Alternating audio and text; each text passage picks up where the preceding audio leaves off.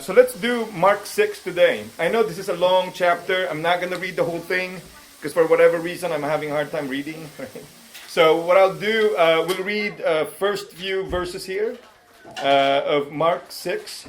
For those of you who are new, what we do in our group here, we started with the Gospel of Mark.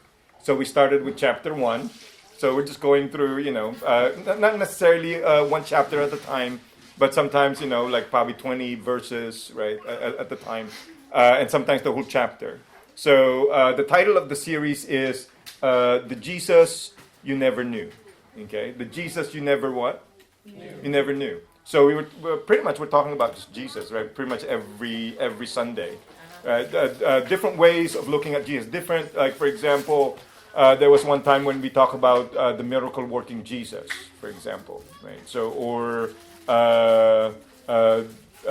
Jesus as some kind of a Jewish teacher. So today, what we're going to do is this. We're going to do the Relentless Jesus. And again, if you guys want some coffee, some refreshments, feel free to actually go there, and you can grab some food. Okay, we don't mind you eating while we're having the service.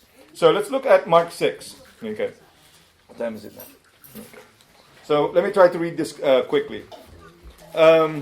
Mark 6.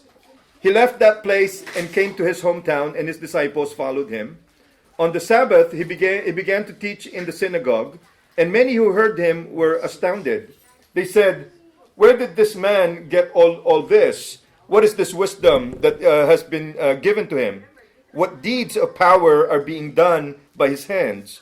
Is not this the carpenter, the son of Mary, and the brother of James and Joseph and Judas and Simon? And are not his sisters here with us?" And they took offense at him. Then Jesus said to them, "Prophets are not without honor except in their hometown, and among their own kin, and in their own house." And he could do no deed of power there, except that he laid his hands on a few sick people and cured them, and he was amazed at their unbelief. Then he went about among the villages teaching. He called the 12 and began to send them out 2 by 2, and gave them authority over the unclean spirits. He ordered them to take nothing for their journey except a staff, no bread, no bag, no money in their belts, but to wear sandals and not to put on tunics. He said to them, "Wherever you enter the house, stay there until you leave the place.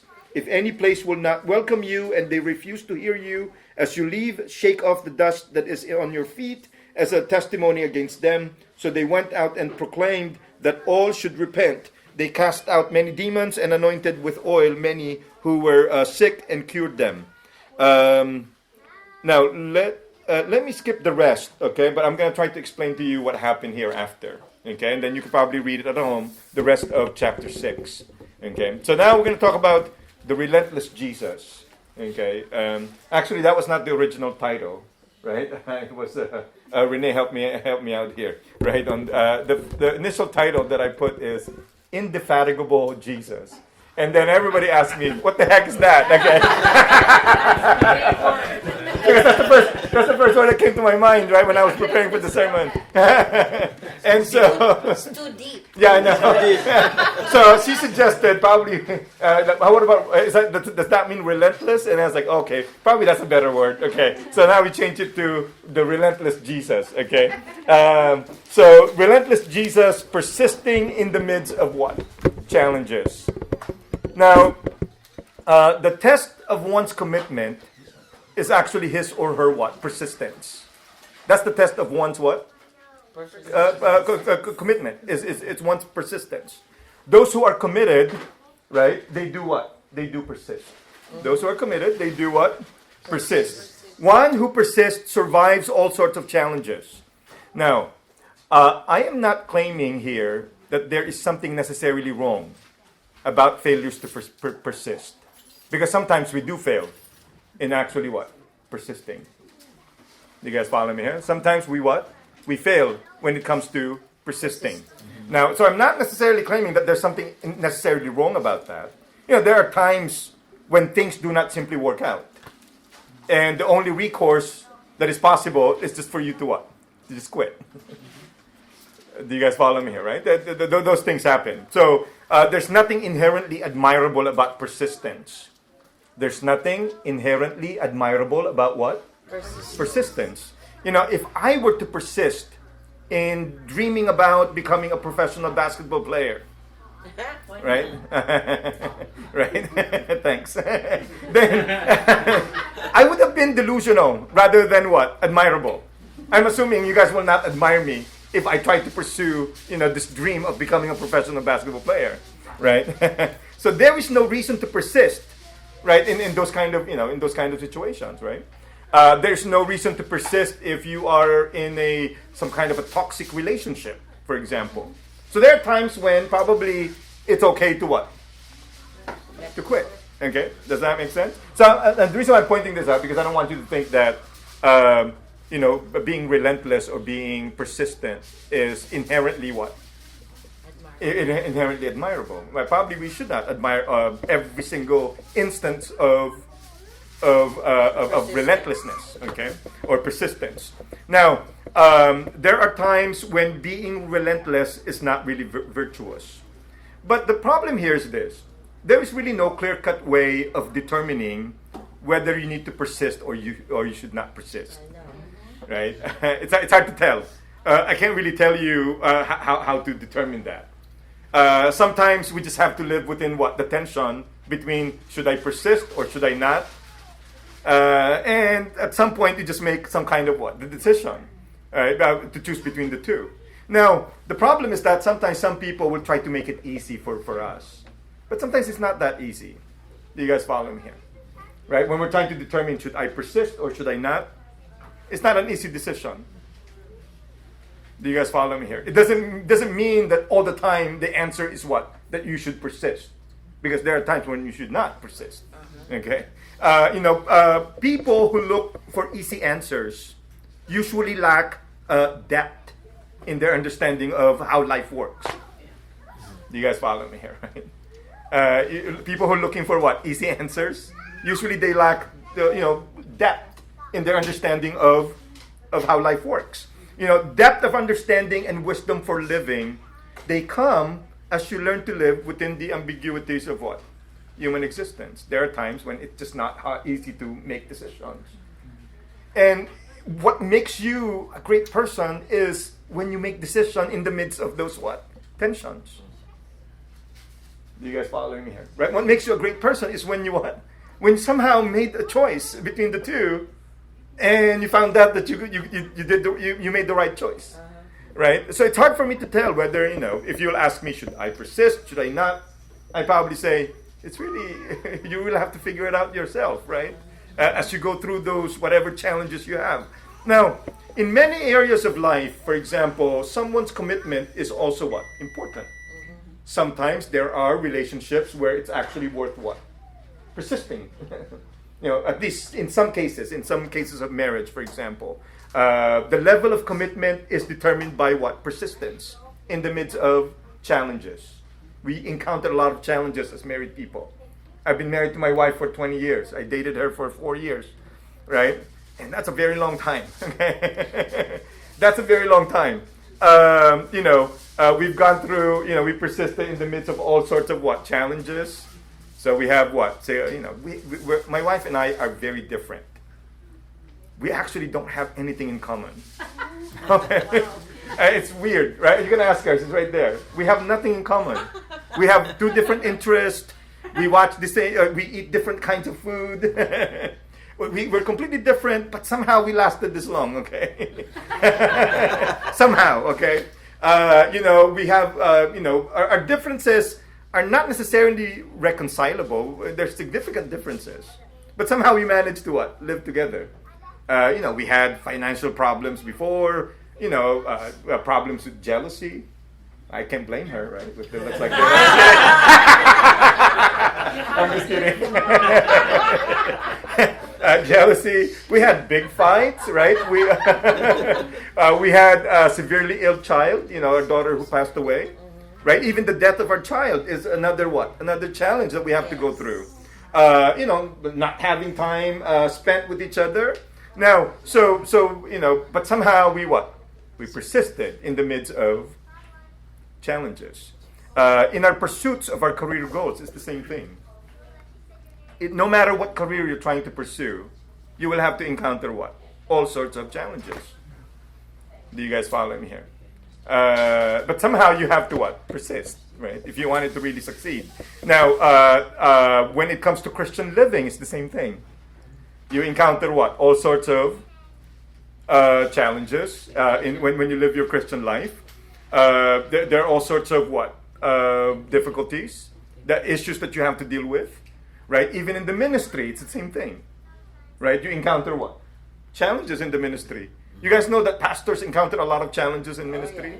A lot of pastors they lack financial resources, so they have to deal with that. That's a big challenge, right? They have difficulties motivating people to go to church. Do you guys follow me? It's hard. It's hard to do that. They have to deal with the severe problems of church members. They have problems, trying to figure out whether they can even devote, quality time with their family members. Okay, so there are challenges, right? It doesn't matter in different areas of our lives, right? Now, so one thing I wanted to point out is this, right?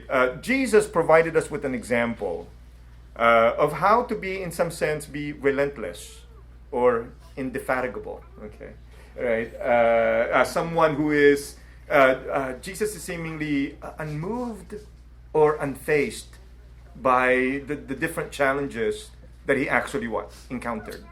So let's start. I only have 2 points here, so I'll be very quick. Okay, even though the chapter is very long, but I only made 2 points here. First one is this: persistence in the midst of rejection. Persistence in the midst of what? Rejection. I'm assuming all of us at some point in our lives have been rejected, right? I've been rejected before. Okay. Right? I applied for jobs that I didn't get. Okay. I applied to schools that I was not accepted. Right? Do you guys follow me? So we encounter rejection. Rejection can be what? Emotionally challenging. Am I correct here for saying that? Yes. Rejection is what? Emotionally challenging. You can be putting in everything that you have on something and still be rejected in the end. Okay? You can be doing all of the nice things for someone and still be what? Rejected in the end. You can be serving God with all of your might and still be what? Rejected in the end. We can be putting everything that we got in making Symposia a success, right? And still be rejected in what? In the end. Right? But I think persistence after rejection, in some sense, involves changing what we associate rejection with. Usually, I think the problem is, our view, how we view rejection. Do you guys follow me here? I think the problem sometimes is with how we view rejection. For example, rejection does not necessarily mean that you do not have God's favor. Do you guys follow me? Of course, sometimes it means that you don't really have God's favor. Does that make sense? But it does not necessarily mean that you do not have what? God's favor. Now, rejection does not necessarily mean that you're not good enough. Do you guys follow me? Sometimes it means that you're not good enough. But there are times when it doesn't mean that you're not good enough. You applied for a job, there are like 200 people applying for that same job. Yeah, they only want one person. The likelihood that you will actually get it is very what? Very slim. Do you guys follow me? It doesn't mean you're not good enough. It's just, there's just one position open for 200 people. Is that clear? Do you guys follow me here? Rejection does not necessarily mean that you are wrong. Of course, sometimes people reject you because you're wrong. But there are times when you're not really wrong, but people still what? Reject you. Okay? So, does that make sense? Am I making sense here? Now, sometimes rejection does not necessarily mean that you are a hopeless case. Sometimes you are. Or sometimes we are a hopeless case in some sense. Right? But there are times when we're not, but we're still being what? Rejected. Okay? Rejection can simply mean that other people does not like you. That's a possibility. Right? But again, you should not expect everyone to like you in the first place. Is that clear? That would be too much pressure on you if you will actually expect everyone to like you. Now, so why am I talking about all of this? Because Jesus experienced what? Rejection in the text that we read. He was rejected even in his own hometown, Nazareth. Okay. After some people heard him speak, they actually rejected him. Some of us probably think, oh, if I can only hear Jesus speak, right, I will, readily listen. But you have to understand, even those people who heard him in person, right, many of them rejected Jesus. Okay.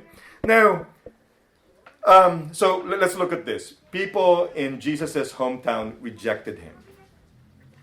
It has been said that familiarity breeds contempt. Familiarity breeds what? Contempt. I think some people will refer to this as what? Sin of familiarity. Now, what does that mean? It simply means that one tends to lose respect or reverence for someone or something with whom or which you become familiar. The more you become familiar with someone, the sense of reverence also tend to what? Diminish. Do you guys follow me here? The more you become what? Familiar with someone, the sense of what? Your reverence, right? Somehow what? It diminishes. I hope I'm making sense here. Get comfortable. Yeah, you get comfortable, and that's the reason why in some relationships, some distance might be what? Necessary. The relationship between pastor and members, right? There must be some kind of distance so that you can maintain what? Your respect for your pastor, whoever is your pastor, right? Boss and employee, same thing, right? You have to what? Maintain some kind of distance. Do you guys follow him here? Because, this, again, familiarity breeds what? Contempt. Yeah. Do you guys follow me? You lose your respect after a while, right? You hang out with them all the time. Now, so for example, with my students, I always have what? Distance with them. I always treat them, this is a professional relationship. This is not a personal one. Mm-hmm. Because once you start acting like, you're best friends with them, right? They might skip classes. They will not pay attention to in your class. Do you guys follow me here? Right? Now, so in some relationship, there's a need for what? For distance. The more one becomes exposed to another, the more the other easily finds faults in him or her. Isn't that what happens? Okay. The people in Nazareth, right, which was Jesus' hometown, knew too much about Jesus. This was the problem. They knew too much about what? They knew too much about Jesus. That led them to resist his message. Initially, they were impressed. Because unfamiliarity, it makes you project perfection on the other person. If you're not familiar with the other person, right, you think of the speaker as somehow what? Flawless. Do you guys follow me here? Right? So from the standpoint of visitors right now, I'm probably flawless right now. But if you decide to come next week, probably it will not be the case, right? Right? But do you guys see what I'm trying to point out here? Okay? Now, so as one gets exposed to his or her faults, the more one recognizes his or her what? Imperfections. Yes. So what does that mean? The level of reverence, respect, also what? It diminishes. I hope you guys are following me here. Yeah, that's why it's more difficult to witness to members of your own family. Yeah. You guys notice that? If you witness to your own family, they always think, "What the heck are you talking about?" Right? They don't see you as believable because they're so familiar with you. Do you guys follow me here? Now, so the more the people of Nazareth reflected about Jesus as a person, the more they lost their respect and what? Reverence. So they begin to wonder, where did Jesus receive this teaching? Where did he get his wisdom? Where did he get his healing power? They began to remember, oh, he's just a carpenter's son, so he must have been what? He was a carpenter in our town. He was even what? The son of Mary. We even know his brothers and his sisters. So what was actually initially impressive, it became something what? Offensive to them. Initially, Jesus was what? Impressive. But eventually, at some point, Jesus became what? Offensive. They became offended by Jesus. Now, do you guys follow me here? So Jesus said, prophets are not without honor except in their hometown and among their own kin and in their own house. So even Jesus understood that. Okay, that's just the dynamic of what? Having relationships with other people. That's why, for example, in the classroom, right, students respect me, right, because they see me as what? I'm detached to them. Do you guys follow me here? But here in Symposia, that's not like that. Do you guys follow me? Because a relationship is much more personal rather than what? Professional. So the closer you get into my innermost circle, the less reverence you will have for me. You might have more reverence for me than my wife, let's say. Sorry. Because he's in my inmost circle, right? Do you guys follow me? That's what familiarity does. Even Jesus was not immune to it. Do you guys follow him? That's why in a deep personal relationship that we establish with another people, we take the risk of sacrificing unfamiliarity for intimacy, right? By making our faults and imperfections vulnerable to be seen by the other person. So when I married my wife, I'm taking that risk of her seeing me, right, in my own, in seeing my imperfections, right? Because there's no way you can live together for a long time, right, without seeing the imperfection of the other. And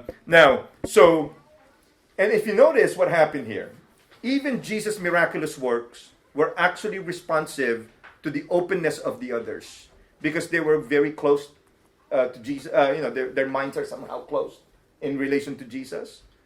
So Jesus was having difficulty ministering to these people, the people of Nazareth.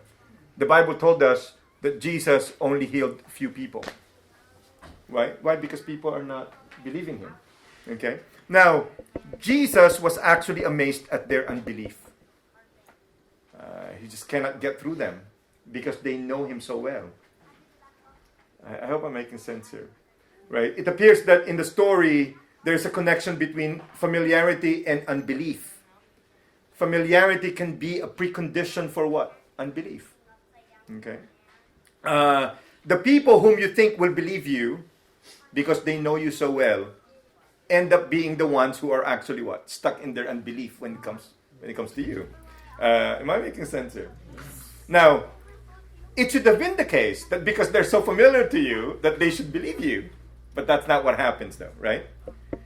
So for example, right, it is also much more difficult for those people who were previously familiar with the church. You guys know why it's so difficult for them to actually return to the church? You guys notice that? People who've been in church before, but now they're not. It doesn't matter what you do, it's so hard to actually what? Bring them back in. Yes. Why? Because they think, oh, I've been there, I've done that. I know all these things that they're doing here, right? They're so familiar, right? They're so familiar with the sermon. They're so familiar with what's happening in the backstage. They're so familiar with, every single thing that's happening. That's why it's so difficult for them to what? To return to the church. I always wonder how come I actually returned because I left the church for a long time. I think I mentioned that to you, right? Probably for 3-4 years where I actually left the church. But I don't know why I returned. I'm assuming it has more to do with, probably because of Art. Because I met him. But I think it has more to do with my sense of openness to God's surprising works. Because I think I never lost that. I've always been open to what God can actually what God can actually do. But I'm not sure why I ended up returning. At some point, once I discover, I'll let you guys know. Right? Because I'm assuming, there has to be a reason why I returned. Right? Considering that I'm so familiar with church.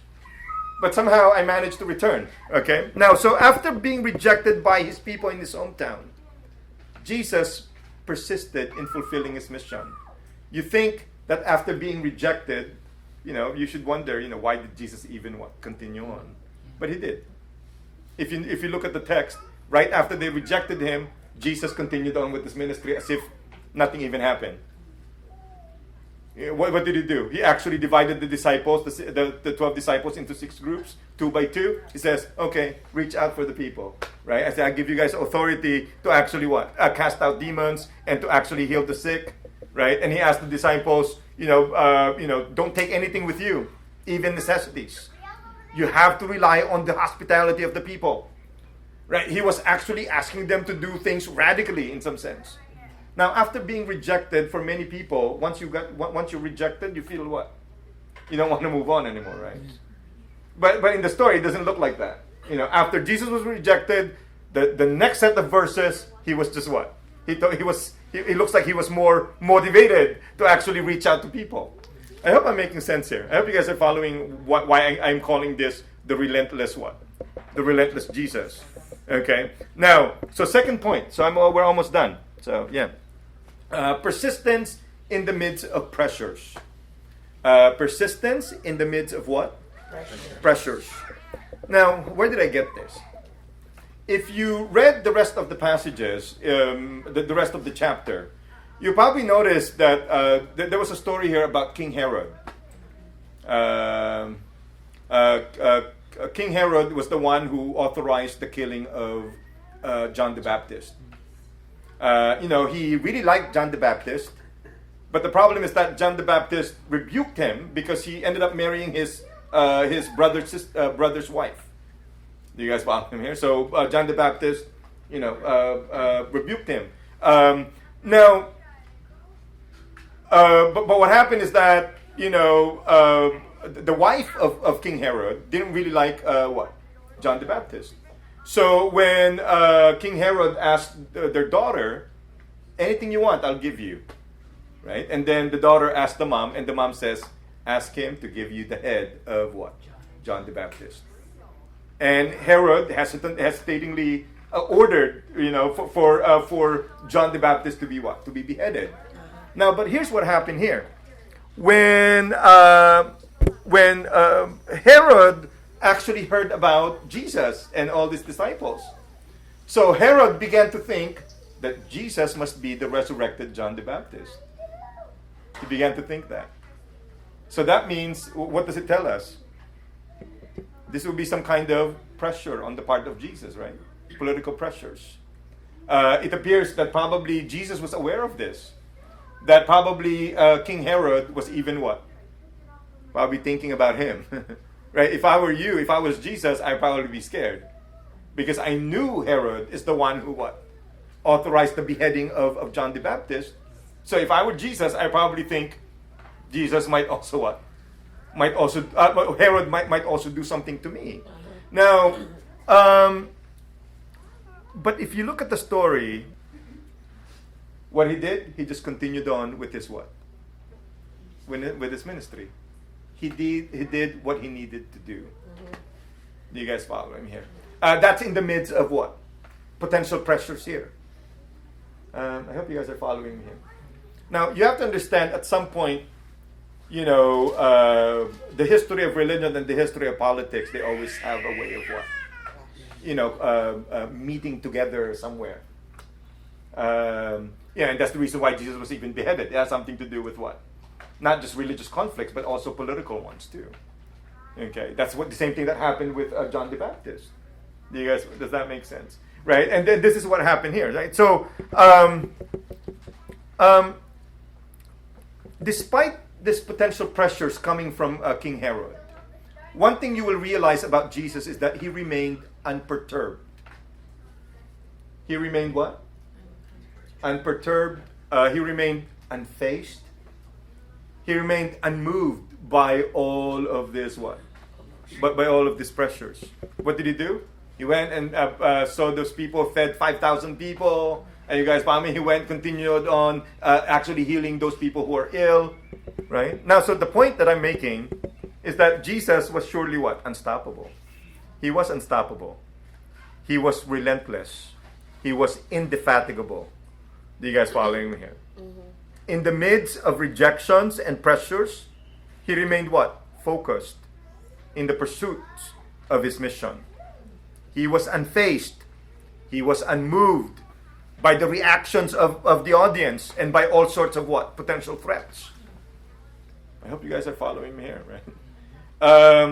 Unlike the relentless Jesus, many Christians see rejections as reason to stop what they do for God.